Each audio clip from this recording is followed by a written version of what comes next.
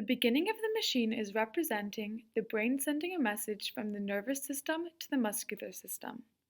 This process starts by the nervous system activating a signal, called the action potential. Inside the neuron, an action potential is what produces a nerve impulse.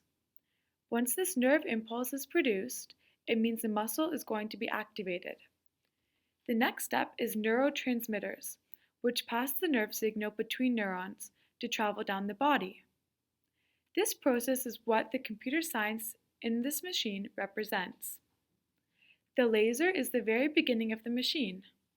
Once the laser turns on, this shows that the brain is activated. The laser then is pointed at a photoresistor and activates that, demonstrating the action potential in the neuron. Once the photoresistor is then activated, a signal is sent to the motor. This signal is the nerve impulse. The motor signifies the first neurotransmission. Once the motor is activated, a card is released, showing that the nerve impulse is being passed on.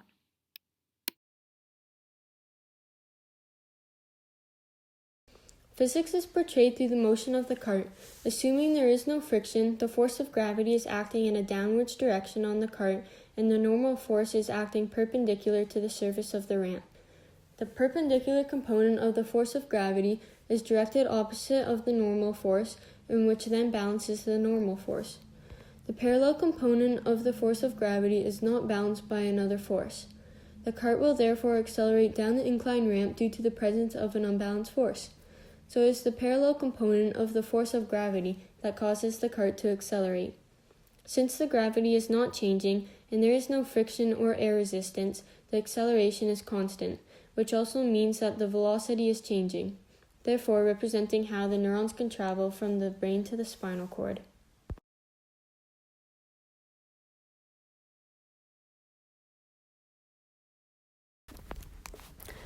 Dominoes were used to represent the spinal cord. The force from the ramp, representing neurons, caused the dominoes to fall over. Each domino falling over was exhibiting the neurons reaching each vertebrae in the spinal cord. There are many neurons traveling down the spinal cord, with approximately 100 billion neurons in the brain and spinal cord combined. The neurons travel down the spinal cord at approximately 268 miles per hour. The spinal cord is divided into 5 sections: the cervical, which protects the spine and holds up the head; the thoracic spine, which is located at the upper middle of the back, which the nerves control the upper chest, mid-back, and abdominal muscles; lumbar vertebrae, which is located in the lower back, and these vertebrae control the communication between the legs and the brain; sacral, which controls the pelvic organs; and coccygeal, which serves as an attachment for tendons, ligaments, and muscles. To understand this, we would have to look at motor neurons. They're located in the spinal cord and brain. They have 2 main subtypes, which are the upper motor neurons and the lower motor neurons. For us, it would be more important to look at the lower motor neurons, as they act as the mediators between the brainstem and the spinal cord, and then the targeted muscle that's supposed to be activated. And to represent this, I chose a mousetrap pulling over a beaker filled with marbles, and the mousetrap was activated by the dominoes representing the spinal cord.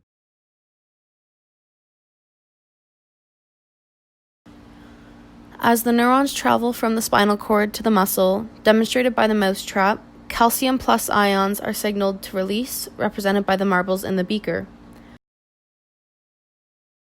As seen above, the nervous system will signal the voltage-gated sodium channels to open to allow the calcium ions to travel into the axon terminal. The presence of calcium in the terminal will trigger the release of synaptic vesicles, which will fuse to the membrane, releasing neurotransmitter into the synaptic cleft. These molecules then proceed to bind to nicotinic acetylcholine receptors located in the muscle fiber, once again opening voltage-gated sodium channels where the sodium ions will flood into the muscle fiber. Where sodium is a positively charged ion, it will depolarize the muscle fiber, resulting in the final muscle contraction seen in the following segment.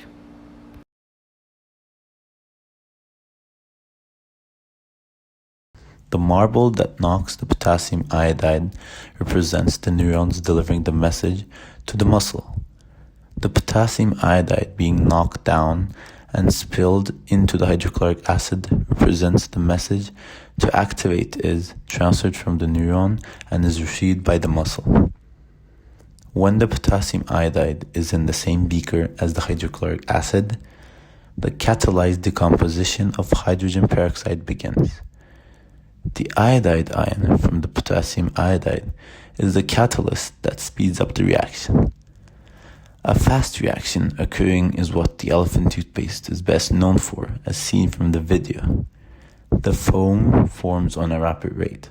This reaction is an exothermic reaction. The gas produced is oxygen and the foam produced is hot.